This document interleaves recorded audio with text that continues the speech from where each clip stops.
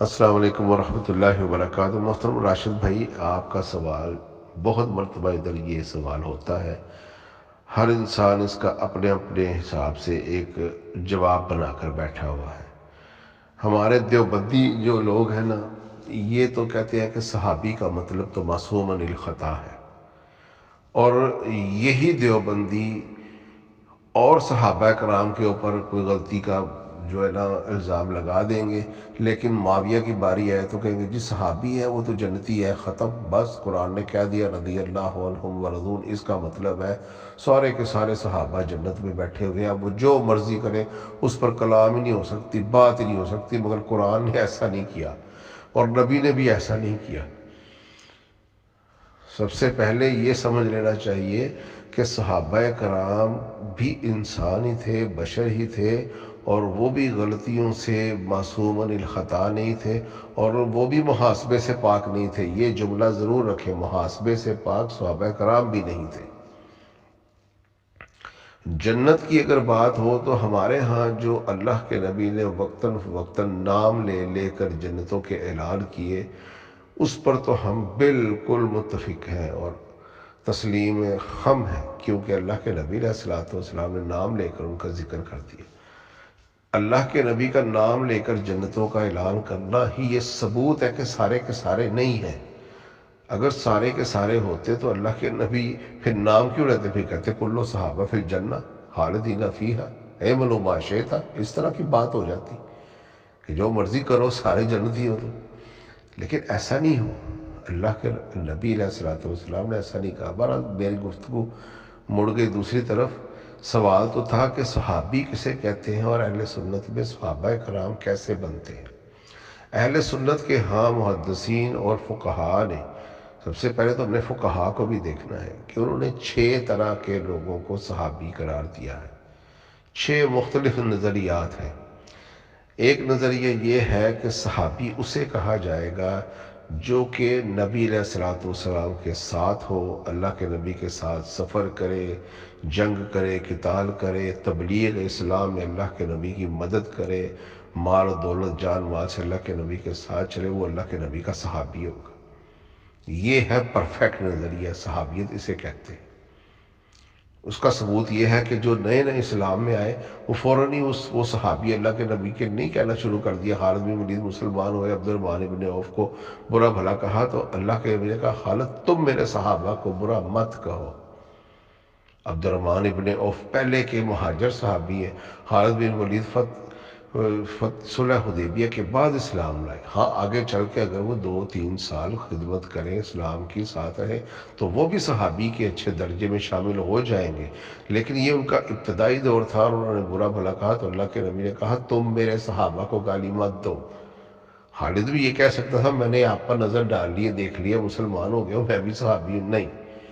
عربی لغت میں بھی صحابی اسے کہا جاتا ہے کہ جو ساتھ ہو، ساتھ رہے، مدد کرے، نصرت کرے، اسے صحابی کہا جاتا ہے۔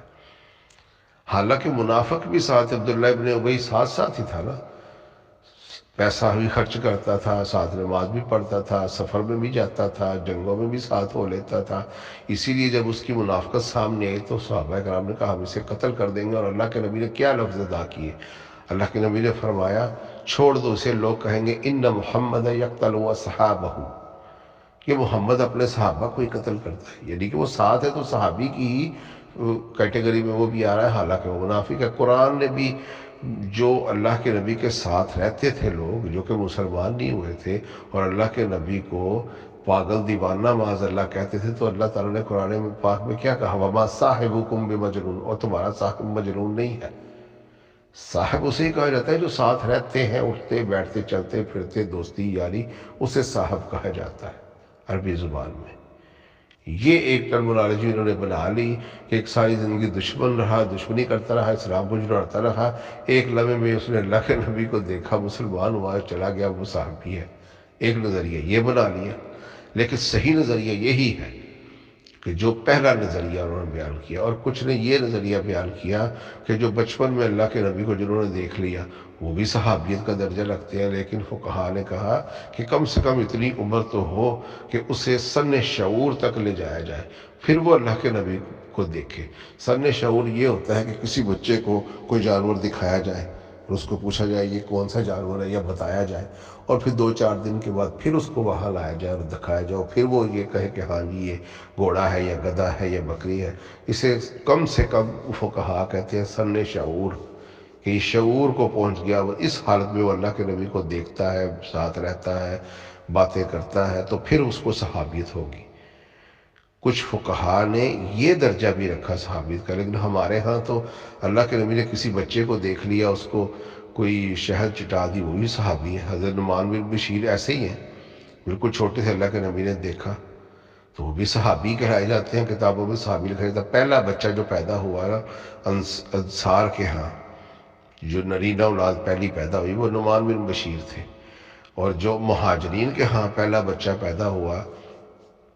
وہ حضرت ابن زبیر تھے۔ یہ تو چلو صحابی ہے، لیکن فتح مکہ کے موقع پر جو بچے پیدا ہوئے چھوٹے تھے، گود میں تھے، اس کے بعد کبھی بھی اللہ کے نبی کو انہوں نے نہیں دیکھا، اور ویسے بھی اللہ کے نبی کو انہوں نے ایک بالکل 6 ماہ یا 2 ماہ یا 10 دن کے وہ بچہ ہے، اس کی نظر پڑی اللہ کے نبی پر، اللہ کے نبی وہ آخری حج تھا، اس کے بعد وہ بچے نے بھی بولنا بھی نہیں سیکھا، وہ اللہ کے نبی دنیا سے چلے جاتے ہیں، وہ 6 مہینے 8 مہینے کا بچہ ہے، اس کو بھی صحابی کہا جاتا ہے۔ اس میں محمد بن ابی بکر وغیرہ یا عبد الرحمن بن ابی بکر، یہ اس طرح کے صغار صحابہ اس میں آتے ہیں جنہوں نے بالکل بچپن میں اللہ کے نبی کو دیکھا، بالکل وہ شعور کی سن شعور میں بھی نہیں تھے، انہیں بھی کئی لوگ صحابی کہتے ہیں۔ اور حضرت حسنین کریمین نے اللہ کے نبی سے دین سیکھا ہوا ہے۔ یہ جو وطر کی دعا ہے نا، ہاتھ اٹھا کر جو مانگتے ہیں، زیادہ تر اہل حدیث مانگتے ہیں، اللہم اہدنی فی من ہدیت، یہ والی دعا، یہ حضرت حسن علیہ السلام نے اللہ کے نبی سے سیکھی ہے، اور اللہ کے نبی نے سکھائی حضرت حسن کو کہ تو یہ پڑھا کر وطر میں، اور وہ آگے حضرت حسن بیان کرتے ہیں۔ تو یہ حدیثیں روایت کر رہے ہیں حضرت حسن، حالانکہ وہ 6 یا 7 برس کے تھے، لیکن وہ بھی صحابی ہیں، لیکن وہ سن شعور تک پہنچ گئے تھے، اور اللہ کے نبی ان کو کھیلتے تھے ان کے ساتھ، ان کو پالا، ان کو اپنے دوست پر سوار کروایا۔ یہ ہے صحابیت۔ یہ صحابیت نہیں ہے کہ معاویہ جیسا نے بس تلوار دیکھ کر بس وہ سر رگو ہوئے، مان لیا، چلے گئے، ختم، بس وہ بھی صحابی اسی طرح کے بنا دیے۔ بس یہ صحابی کا لفظ جو ہے نا، یہ لوگوں نے اس حد تک بس یہ بنو امیہ کے لیے پھر استعمال کیا کہ بھائی ادھر تو اللہ کے نبی علیہ الصلوۃ والسلام کا صحابی مدھم، جو کہ خیبر کی لڑائی اس وقت تو معاویہ اینڈ کمپنی کو تو دور دور تک نہیں اسلام کے ساتھ رغبت تھی، یہ مدھم خیبر کی لڑائی میں تیر آ کر لگا، وہ شہید ہوا، اور اللہ کے نبی علیہ الصلوۃ والسلام نے فرمایا شہادت، یہ تو آگ کی چادر سے گھرے ہوئے ہیں، کیونکہ اس نے چادر چوری کر لی تھی۔ تو پھر وہ یہ نظریہ یہ رکھتے ہیں کہ صحابیت کی فضیلت دینے کے بعد وہ جتنے مرضی کالے کارنامے کریں یہ بخشے بخشائے۔ یہ نظریہ جو لے کر آئے ہیں نا دیوبندی، تو پھر ان دیوبندیوں سے پوچھے مدھم کے بارے میں بھی کوئی تعویل کرو، بخاری میں موجود ہے، مدھم تو آگ میں ہے، اور وہ بھی صحابی ہیں کہ اللہ کے نبی کہتے ہیں میں انہیں پہچان لوں گا، وہ مجھے پہچان لیں گے، اور پھر اللہ تعالیٰ انہیں مجھ سے دور کر دے گا اور بتائے گا کہ آپ کے بعد انہوں نے دین میں تبدیلیاں کر دی، میں کہوں گا سحقاً سحقاً لمن غیر عبادی، سحقاً سحقاً لمن بدل عبادی وہم کل صحابی، کہ وہ گروہ والے سارے صحابی ہوں گے تو اللہ کے نبی پہچانیں گے، وہ اللہ کے نبی کو پہچانتے ہوئے اللہ کے نبی کے پاس دوڑے آئیں گے حوض کوثر کی طرف، فرشتے دور کر دیں گے انہیں۔ تو ایک تو صحابی سے یہ مراد نہیں ہوتا کہ بس وہ بخشا بخشایا، میں نے مدھم کی مثال دے دی، اور وہ گروہ جو روز قیامت حوض کوثر سے ہٹا دیا جائے گا۔ اور قرآن بھی کہتا ہے تم میں سے سابقون الاولون ہیں جن کے احسان سے اتباع کی جائے، اور قرآن یہ بھی کہتا ہے تم میں ایسے بھی ہیں منکم من یرید الدنیا ومنکم من یرید الآخرہ، ایک کیٹیگری تم میں سابقون الاولون والی ہے جس کی اتباع کا حکم ہے، ایک کیٹیگری تم میں ہی ہے جو دنیا جب بھی چاہتے ہیں اور آخرت میں بھی کبھی کبھی چاہتے ہیں، یعنی کہ وہ اچھے کام بھی کرتے ہیں اور پھر دنیا کے طالبگار بھی بیچارے ہو جاتے ہیں، پھر دوبارہ مسجدوں میں آتے ہیں، پھر اللہ کے نزدیک ہو جاتے ہیں، باہر جاتے ہیں، پھر وہ دنیا میں مصروف ہو جاتے ہیں۔ یہ ملے جلے لوگ ہیں، یہ بھی صحابی ہیں۔ اور کچھ تیسرا درجہ اللہ نے فرمایا کہ مرض النفاق، اور ان کے اندر نفاق کا مرض گھر کر چکا ہے کہ نبی تو نبی ہوتے ہوئے بھی نہیں جانتا، وہ مدینہ اور اطراف میں بڑے پڑے ہیں، وہ بھی صحابی ہیں۔ یہ صحابی کے لفظ میں نے آپ کو بتا دیا، یہ منافق کے لیے بھی اللہ کے نبی نے استعمال کیا، کافروں کے لیے بھی اللہ تعالیٰ نے استعمال کیا، اور دوزخیوں کے لیے بھی اللہ کے نبی نے استعمال کیا، اور ایک مومن بھی ہے لیکن وہ غلطی کرتا ہے تو آگ میں ہے، اس کے لیے بھی استعمال ہوا، اور سابقون الاولون کے لیے بھی استعمال ہوا۔ ہر جگہ پر کیٹیگری جدا جدا ہوتی ہے، ہر جگہ پر درجات بھی جدا جدا ہوتے ہیں۔ لہٰذا اہل سنت کے اندر ہی 6 مختلف نظریات ہیں صحابیت کے، اختلاف ہے لوگوں میں کہ ہر کسی کو ایک ہی سطح کا بٹھا دیا جاتا ہے۔ نبیوں میں اللہ نے فرق کر دیا، رسولوں میں اللہ نے فرق کر دیا، صحابہ میں بھی اللہ نے آیتیں پڑھا کر ہمیں فرق کر دیا، اور نبی نے بھی بتا دیا۔ پھر بھی ان لوگوں کو بس یہ معاویہ کو صحابیت حاصل ہو گئی، وہ جو مرضی کرے بس وہ جنتی، اب اس کے اوپر بول نہیں سکتے۔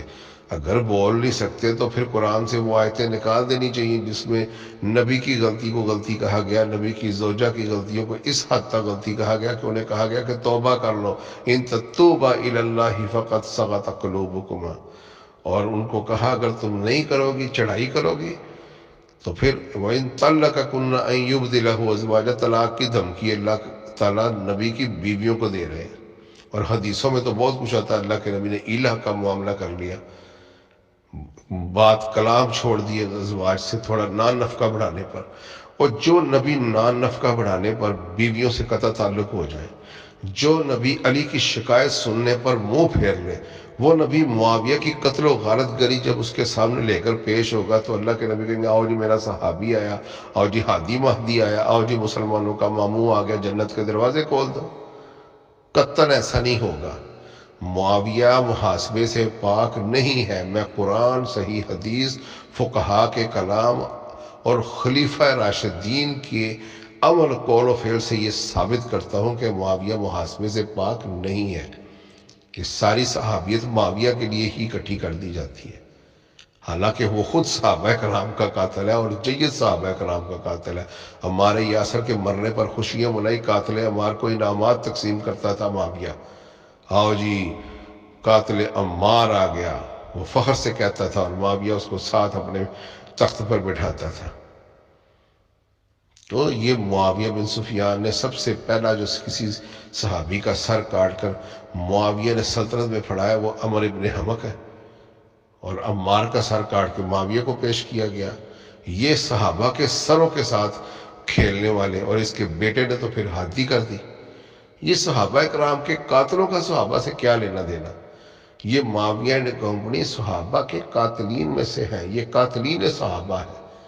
ان کو کوئی صحابی کا درجہ دینے کی ضرورت نہیں ہے ہمیں، اور اگر درجہ ہے بھی تو پائے جا کے اللہ سے درجہ، ہم نے تو ظاہر پر فیصلہ کرنا ہے۔ نبی بد دعا دے کر گئے،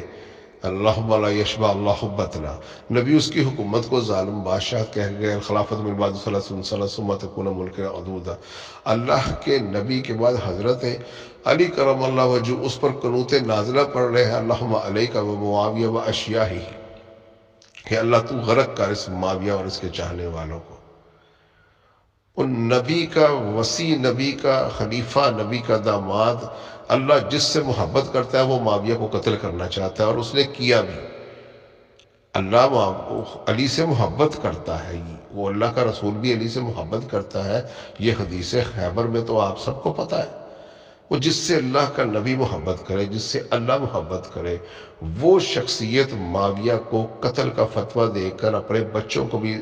جو ہے وہ زرہ پہنا کر، سابقون الاولون صحابہ کو بھی زرہ پہنا کر معاویہ پر دعویٰ بول کر اس کو قتل کرنے جاتا ہے، تو معاویہ کی کیا حیثیت اور اوقات رہ گئی؟ یہ ہادی مہدی اور ایک نیکی بانٹتے پھرتے ہیں، اللہ جس سے محبت کرتا ہے وہ معاویہ کو قتل کرتا ہے، تو اب مجھے بتائیں کیا معاویہ کی کوئی شان رہ جاتی ہے؟ لہٰذا یہ صحابی صحابی کہہ کر صحابہ کے قاتلوں کا دفاع بند کر دینا چاہیے ان کو، اللہ کے آگے کیا جواب دیں گے؟ بس ان سے ایک ہی سوال پوچھا کریں، تم اس وقت زندہ ہوتے علی کے لشکر میں جاتے کہ معاویہ کے؟ یہ کہیں معاویہ کے لشکر میں جاتے تو کھل کر سامنے تو آئے، ہمیں تو پتہ چلے کہ یہ حسنین کریمین سے قتال کرنے کی خواہش رکھتے تھے۔ اور ایسے کئی آپ کو ملیں گے جو معاویہ کے لشکر میں جانا چاہتے،